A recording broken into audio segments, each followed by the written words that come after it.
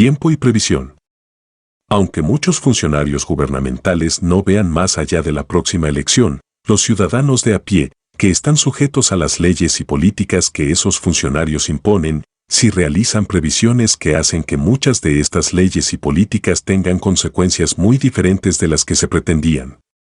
Por ejemplo, cuando el gobierno de Estados Unidos destinó dinero para ayudar a niños con problemas psicológicos y de aprendizaje, lo hizo pensando en que había más o menos un número dado de estos niños. Pero la disponibilidad del dinero hizo que de repente aparecieran muchos más niños clasificados bajo estas categorías. Las organizaciones que trabajaban en programas para este tipo de niños tenían incentivos para diagnosticar a los niños con este tipo de problemas, ya que había dinero del gobierno disponible. Incluso se les había dicho a algunas madres de bajos ingresos que recibían asistencia social que les dijeran a sus hijos que sacaran malas calificaciones en los exámenes y se comportasen mal en la escuela, para así poder aumentar sus pobres ingresos. Por su parte, declararse en quiebra para así aliviar la presión de las deudas se hizo más difícil para los estadounidenses tras una ley promulgada en 2005.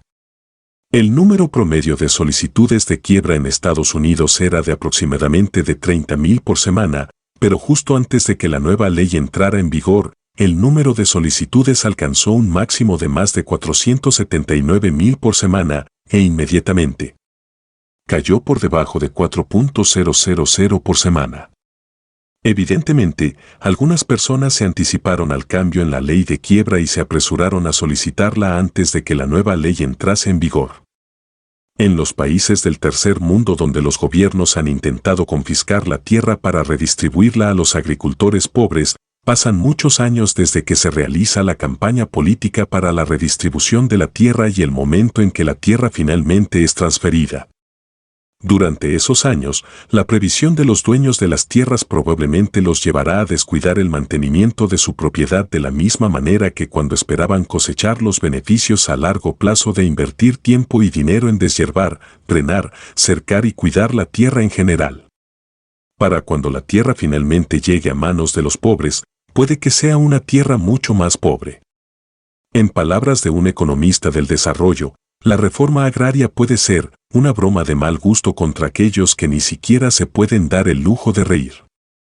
La popularidad política al amenazar con la confiscación de la propiedad de los extranjeros ricos, ya sean tierras, fábricas, ferrocarriles u otras, ha llevado a muchos líderes de países del tercer mundo a realizar este tipo de amenazas, incluso cuando tenían mucho miedo de las consecuencias económicas que éstas conllevarían.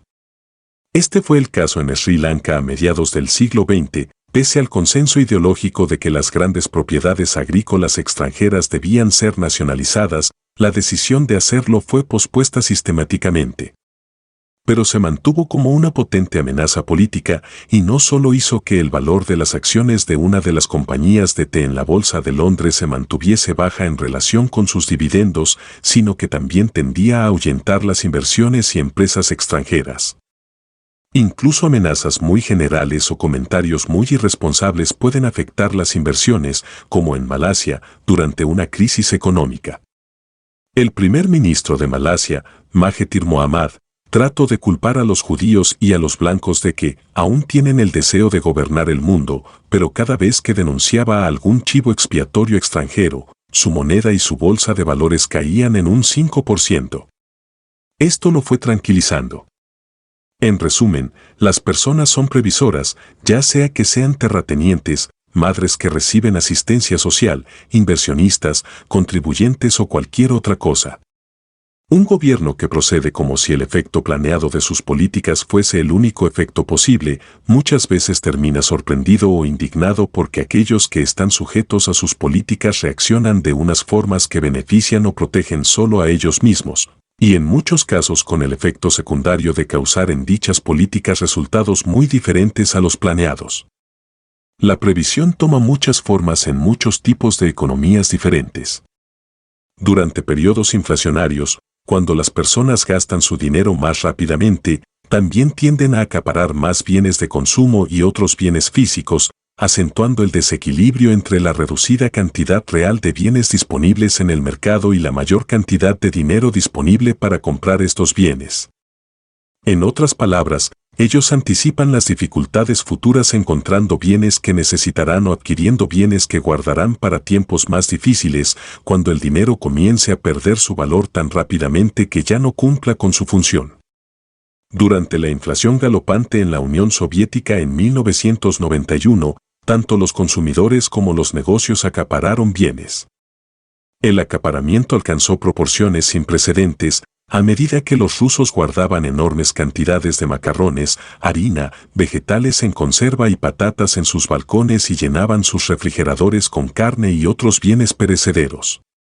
Igualmente, las empresas buscaron realizar transacciones con bienes reales en lugar de dinero. En 1991, las empresas preferían pagarse entre ellas usando otros bienes en lugar de rublos. De hecho, los administradores de fábricas más inteligentes hacían tratos de trueque a nivel doméstico e internacional que les permitían pagarles a sus empleados, no con rublos, sino con comida, ropa, bienes de consumo e incluso ron cubano. Tanto las políticas sociales como las políticas económicas muchas veces son discutidas según los objetivos que proclaman y no según los incentivos que crean. Para muchos, esto puede que sea simplemente debido a una falta de visión de futuro.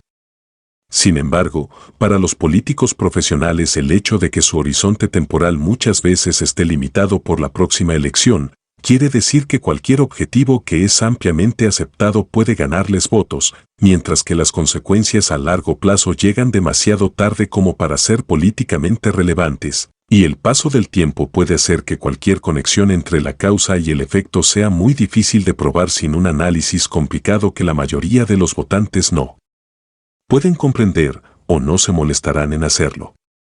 En el mercado, sin embargo, se puede pagar a expertos para que participen en este tipo de análisis y realicen este tipo de previsión.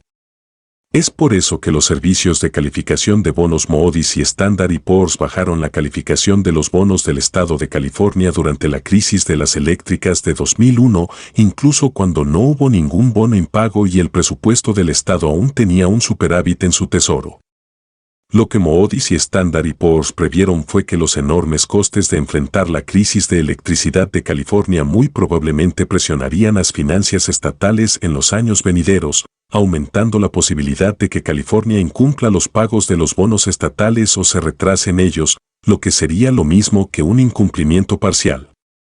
Un año después de que estas agencias hubiesen bajado la calificación de los bonos del Estado, se hizo de conocimiento público que el gran superávit del Estado de pronto se había convertido en un déficit incluso más grande.